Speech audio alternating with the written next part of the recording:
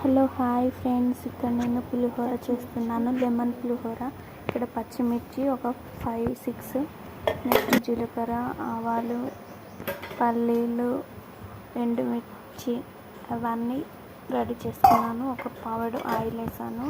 oil వేసిన వెంటనే ఆవాలు, జీలకర్ర, పల్లీలు వేసి పచ్చిమిర్చి, కరివేపాకు, ఎండుమిరపకాయలు అవన్నీ వేసి కొంచెం ఫ్రై అయిన తర్వాత